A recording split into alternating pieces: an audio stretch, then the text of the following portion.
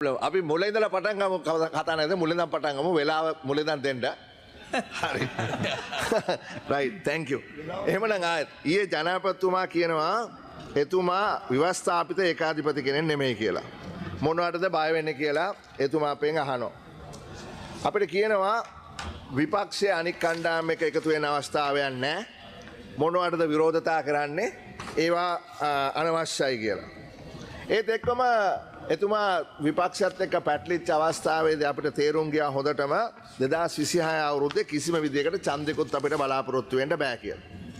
හැබැයි ජනාධිපතිතුමනි අමතක කරන්න එපා ඔබතුමා කොච්චර හොම කතා කරත් ඔබතුමාට තියෙන්නේ 143ක් පමණයි ඡන්ද. හරි? හැබැයි කොලේ වහලා ඔබලා ලොකු ව්‍යාපාරයක් රටින් යටින් අරන් යන බව අපි කවුරුත් දන්නවා. මොකද්ද? ඒ තමයි තමන්ගේ JVP පක්ෂයට රාජ්‍ය බලය පවර ගන්න හදනවා. දැවන්ත ප්‍රජාතන්ත්‍රවාදී විරෝධී වැඩසටහනක් ක්‍රියාත්මක වෙමින් පවතිනවා. බහුපක්ෂ ක්‍රමය වෙනස් කරන්න හදනවා. කලින් සන්නද්ධව කරගන්න බැරි වෙච්ච දේ දැන් මේ ප්‍රජාතන්ත්‍රවාදී ව්‍යුහය තුල කරන්න ඔබලා උත්සාහ කරනවා.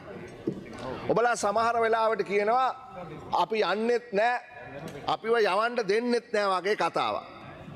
ගමේ සමිතියේ ප්‍රජා සමිතියේ ග්‍රාම ආරක්ෂක කමිටුවේ පොලිසියේ බලය අල්ලගෙන වන් පාටි රූල් එකක් හදන්න උත්සාහයක් තියෙන බව කාටත් පේනවා.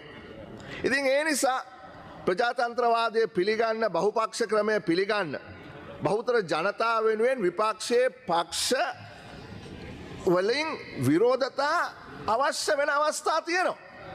ඒක පාර්ලිමේන්තුව ඇතුළෙත් ඉන් පිටතත් කරන්න ජනතාව වෙනුවෙන් විපක්ෂය කොයි වෙලාවෙත් පැහැදිලිව බලා ඉන්නවා කියලා ජනාධිපතිතුමාට අපි කියන්න කැමති. ඒ නිසා කවුරුත් කලබල වෙන්න ඕනේ නැහැ. ප්‍රජාතන්ත්‍රවාදය වෙනුවෙන් විපක්ෂය හරි වෙලාවට හරි දේ කරයි. හරි. එහෙමනම් ඊයේ ජනාධිපතිතුමා ඉදිරිපත් කරපු අයවැය කතාව සම්බන්ධයෙන් හුදු දේශපාලනයෙන් ඔබට ගිය තාර්කික සහ දත්ත මත ගොඩනැගුණු ධනාත්මක විවේචනයක් කරන්න මම මේ ගරු සභාවේ අද බලාපොරොත්තු වෙනවා. ඉස්සලම කියන්න ඕනේ සමස්තයක් හැටියට අපි පිළිගන්නවා සාර්ව ආර්ථිකය මේ ආණ්ඩුව විසින් ස්ථාවර කරලා තියෙනවා කියලා. අපිට හොඳට ඒද හොඳයි කියන්න පැකිලෙන්න අවස්ථාවක් නැහැ. හැබැයි අපි අභියෝග කරනවා ඔබලාට ඊළඟට තියෙන ස්ටෙප් එක ඒ කියන්නේ වර්ධනය ලබා ගන්න වැඩපිළිවෙලක් ඉදිරිපත් කරලා නැහැ කියලා. මම ඒක පෙන්නන්න. පළමුවෙන්ම ජනාධිපතිතුමාගේ දූෂණ විරෝධී වැඩපිළිවෙල අපි අගය කරනවා. හොරකම් වලින් හෙම්බත් වෙලා හිටිය ජනතාව ඒක ඇත්ත. දැවැන්ත බලාපොරොත්තුවක් තියෙන හොරු අල්ලයි කියලා. 2024 සම්මත වෙච්ච පනත් හරහා සහ ශක්තිමත් වෙච්ච සියබොක් එක හරහා ජනතා මුදල් වංචා කරපු අයට දේශපාලනඥයින්ට නිලධාරීන්ට එරෙහිව නීතිය සාධාරණව ක්‍රියාත්මක විය යුතු බව සියලු දෙනා බලාපොරොත්තු වෙනවා. අපේ සම්පූර්ණ සහයෝගය එතුමාට ඒ සම්බන්ධයෙන් තියෙනවා. හැබැයි මේ වැඩේ හුදෙක් දේශපාලන දඩයමක් වෙන්න බෑ. මොකද අපි කතා වුණා සීනි ගනුදෙනුව පිළිබඳව. වෙච්ච දෙයක් නැහැ. ඊ-වීසා ගනුදෙනුව මාස 3මාරක කාලෙකදී $1.8 මිලියන් එකතු කරලා වැට් එකයි SSCL එකයි හැටියට ඒ බදු රජයට ගෙවලා නෑ කියලා ඔඩිටර් ජෙනරල්ගේ ඔඩිට් රිපෝට් එකේ තියෙනවා. මුදල් අමාත්‍යාංශ මේ ගනුදෙනුව කරන්න එපා කියලා උපදෙස් දෙද්දී අන්සොලිසිටඩ් බිඩ් එකක් හරහා ගනුදෙනුව කරා කියලා විගණකාධිපතිවරයා තමන්ගේ වාර්තාවේ කියනවා. ඔබතුමා හිටියේ නෑ මෙතන හිටපු සමහරුන්ට මතක ඇති කොච්චර අපහසුතාවයක් මතද පීඩනයක් මතද අපි මුදල් කමිටුවෙන් මේ වාර්තාව එදා පිටු 665ක වාර්තාව මේ පාර්ලිමේන්තුවේ ඉදිරිපත් කරේ කියලා. මොකද වෙන්නේ? කන්ටේනර් 323 වාර්තාවට මොකද වුනේ? අඩුම ගානේ කතානායකතුමා ඒ වාර්තාව සභාගත කරාද? නැහැ. ඒ කමිටුවේ පැහැදිලිවම කියනවා සෙනවිරත්න DSTගේ නායකත්වයෙන් රතු කන්ටේනර් අනිවාර්යයෙන්ම භෞතික පරීක්ෂාවෙන් තොරව පිට කිරීම වැරදි කියලා.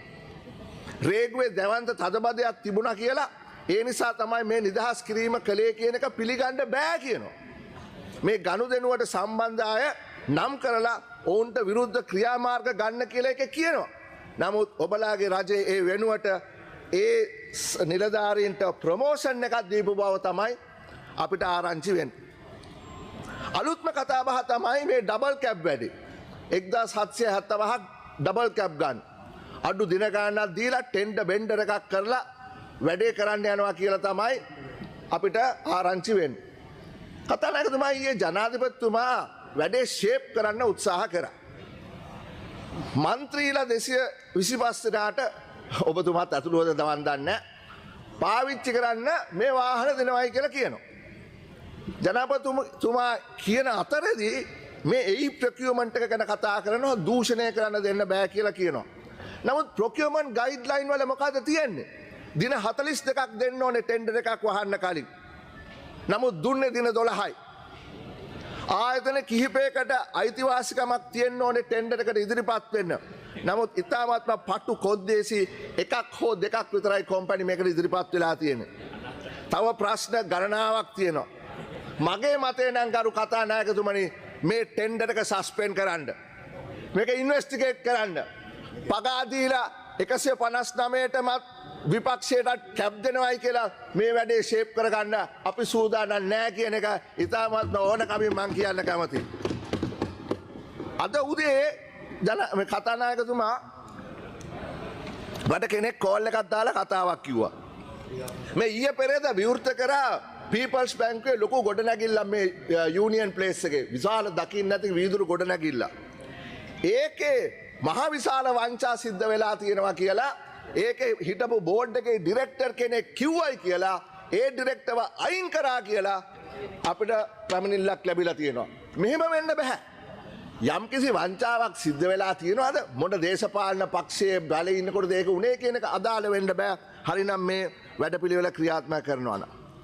තව බොහොමයක් තියෙනවා.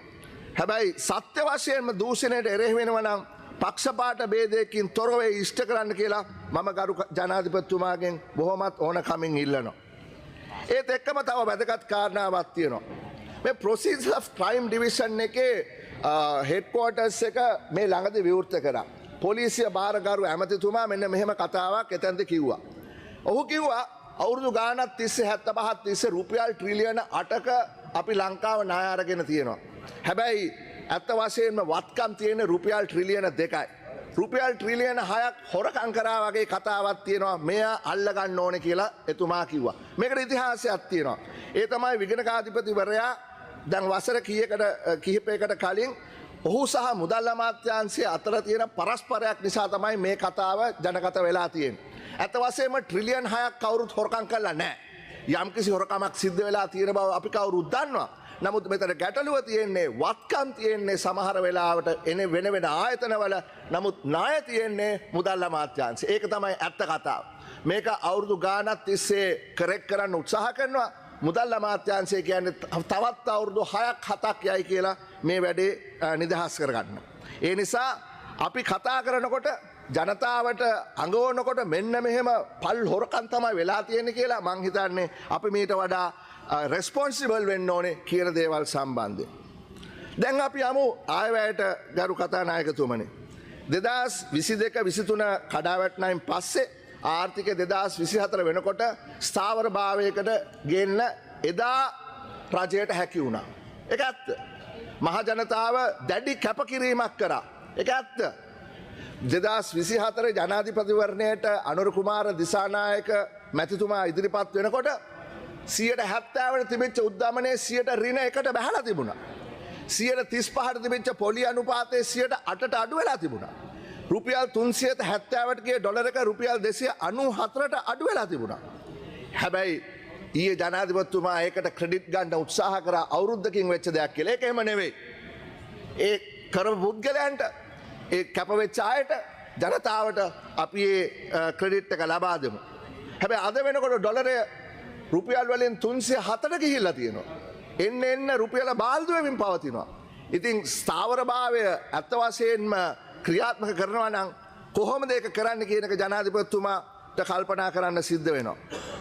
ඒත් එක්කම පාඩු ලබමින් තිබිච්ච රාජ්‍ය ආයතන ලාභ ලබන ආයතන බවට පරිවර්තනය වෙලා තිබුණා. මම දැක්ක සමහර മന്ത്രിවරු මේ දවස්වල කියනවා මෙන්න බලන්න මෙන්න මෙහෙම ලාභයක් ලබා ගත්තා කියලා. ලංකා විදුලි බල මණ්ඩලයේ පාඩුව 2022 මිලියන 200 සමා වෙන්න බිලියන 298යි පාඩුව. 23 ලාභය 61යි බිලියන 24 ලාභය 144යි බිලියන. පෙට්‍රෝලියම් එකේ 22 පාඩුව බිලියන 617යි 23 ලාභය බිලියන 120යි 24 ලාභය බිලියන 33යි. මේකට මූලික හේතුව උනේ ඔබලාගේ විරෝධය නොතකා එවකට රජය සහ ප්‍රධාන විපක්ෂයේ හැටියට අපේ සහයෝගයේ සමග IMF එක සමග ගිවිසුමකට පැමිණුණා. ඒක තමයි ඇත්ත කතාව. ඒ ගිවිසුමේදී කොන්දේසි සියල්ලට අපි එකඟ වුණේ නෑ ගරු කතානායකතුමා. නමුත් එදා අපි ආණ්ඩුව කකුලෙන් ඇද්දේ නෑ. ඔබලා කිව්වේ මොකද්ද? IMF එකට යන්න එපා. IMF එකෙන් ගොඩ ගිය රටක් මේ ලෝකේ නෑ. ණය ගත්තේ හොරකමට. ඒ ණය ගෙවන්න ඕනේ නෑ. මේව ODS ණය යනාදී වශයෙන් ඔබලා ඒ වෙලාවේදී මේ වැඩපිළිවෙල විවේචනය කරා. නමුත් අපිට එදා වෙන විකල්පයක් තිබුණේ නෑ. IMF එකත් එක්ක යෑම ඇරෙන්න. අද ගරු ජනාධිපතිතුමා IMF එක ගැන කතා කරන්නේ ඉතාමත්ම ඉහළින්. ඔහු එක්ක විවේචනයක් IMF එකට ඉදිරිපත් කරන්නේ නැහැ. ඒ කෙසේ වෙතත් මූලික වශයෙන් මොකක්ද එකඟ වුණේ එදා? රජය ආදායම් වර්ධනය මත පදනම් වූ ආර්ථික ස්ථාවර කිරීමේ වැඩසටහනකට අපි යමු කියලා. They agreed on a fiscal consolidation agreement. It was a matter to increase revenue. It's a revenue-based agreement that we went to. සහ විදුලි බල මණ්ඩලයේ පෙට්‍රෝලියම් එකේ වගේ ආයතනවල පිරිවැයට ප්‍රකාරව මිලක් විදුලියට සහ ඉන්ධනයට නියම කරන්න. අපි කියනවා cost recovery pricing කියලා. මේ කටයුතු සඳහා රජයේ මූල්‍ය කළමනාකාර පනත Public Finance Act, රාජ්‍ය ණය කළමනාකාර පනත Debt Management Act, ඊළඟට විදුලි බල පනත සම්මත කරගත්තා. ඒවා එදා JVP කට්ටිය NPP කට්ටිය මේකට විරුද්ධ වුණා. නමුත් ඒක නිසා තමයි අපිට අද මේ ස්ථාවරභාවය ලබා ගන්න හැකි වෙලා තියෙන්නේ. ඊට අමතරව මහ බැංකුව ස්වාධීන කිරීම හදහා මුදල් අච්චු ගැසීම නවත්තන්න ශ්‍රී ලංකා මහ බැංකුව පනත සම්මත කරගත්තා. ඔබලාගේ දේශපාලන කණ්ඩායම එදා මේකට සම්පූර්ණයෙන්ම විරුද්ධ වුණා. මේ සියලු කාරණාවලට අතිශයින්ම වැදගත් වුණු විදේශ සහ දේශීය ණය ප්‍රතිව්‍යුහගත කිරීමක් අනුර කුමාර ජනාධිපති දිසානායක මැතිතුමා ජනාධිපති වීමට සතියකට කලින් සම්මත කර ගැනුණා. ඒක තමයි ඇත්ත කතාව. එතකොට කවුරු මොනවා කිව්වත් 2025 පෙබරවාරි වල 2025 අයවැය ඉදිරිපත් කළේ ස්ථාවර ආර්ථිකයක් තිබුණ පරිසරයක. ජනාධිපතිතුමා ලොකුවට කිව්වා සිස්ටම් චේන්ජ් එක තමයි මේ කියලා. නමුත් කනගාටුවෙන් හරි ජනාධිපතිතුමාට කියන්න ඕනේ ඔබතුමා ජනාධිපති වෙන්න කලින් තමයි ඒ සිස්ටම් චේන්ජ් කරලා රූල්ස් බේස් ඕඩර් එකක් ගෙනාවේ කියලා. 2025 අවුරුද්දේ රජය IMF එකඟතාවය ඒ ආකාරයෙන්ම ක්‍රියාත්මක කරා. ද්විපාර්ශ්වික ණය සහ ස්වෛරී බැඳුම් කර ISP ණය වචනයක්වත් ඉලක්කමක්වත් ඒ එග්‍රීමන්ට්ස් වලින් වෙනස් කරේ නැහැ. අපේ මැක්‍රෝලින්ක් බොන්ඩ් එකක් කියලා අලුත් ඉන්ස්ට්‍රුමන්ට් එකක් ඉදිරිපත් කරා. ඒක වෙනස් කරෙත් නැහැ. ඒ හරහා 2025 වසර පුරා ආර්ථිකයේ ස්ථාවරත්වය රැකගන්න බොහෝ දුරට රජයට හැකි වුණා. මම නැවතත් කියනවා ඒක හොඳයි. හරි ඒක තමයි විය යුතුව තිබුණේ. මේ සියලුම ඉලක්ක සපුර ගන්න මූලික වෙච්ච එක ප්‍රධාන කාරණයක් තියෙනවා. ඒ තමයි බලාපොරොත්තු නොවන ආකාරයට වාහන ආනයනය සිද්ධ වුණා. ඔව් ඔබලා අපිට හිනහ වුණා. ඔබලා අත් වශයෙන්ම බලාපොරොත්තුට නෑ මෙච්චර විදියට මෙච්චර ප්‍රමාණයක් වාහන ලංකාවට ආනයනය කරයි කියලා. අපි හිතුවේ නෑ. ඒක අපිට වැරදුණා. United States ඩොලර් බිලියන 1900ක බිලියන මිලියන 1900ක් ඒ කියන්නේ බිලියන් 2කට කිට්ටු වෙන්න LCRලා තිබ්බා. ඩොලර් 1400කට වඩා මිලියන ඩොලර් වාහන ඉම්පෝට් කරලා තිබ්බා. ඉතින් කවුරුත් හිතපු නැති විදියට රජයට බදු ආදායමක් ලැබුණා. IMF එක රකුසෙක් කියපු අය කිසි දවසක IMF එකෙන් රටක් ගොඩ දාන්න බෑ කියපු අය IMF එකේ වැඩපිළිවෙල හරහා දැවැන්ත බදු ප්‍රමාණයක් ලබා ගනිද්දී භාණ්ඩාගාරය උතුරලා ගිහිලා තියෙනවා පළවෙනි පාරට අපි දන්න ඉතිහාසෙ. හැම වෙලාවෙම ඕඩි එකක් තමයි ආණ්ඩුවට තිබුණේ භාණ්ඩාගාරයට තිබුණේ. හැබැයි මේ පාර රුපියල් ට්‍රිලියනයක් තියෙනවා පීපල්ස් බැංක් එකේ බැංකර්ස් ලෝන් එකේ වැඩිපුර සල්ලි.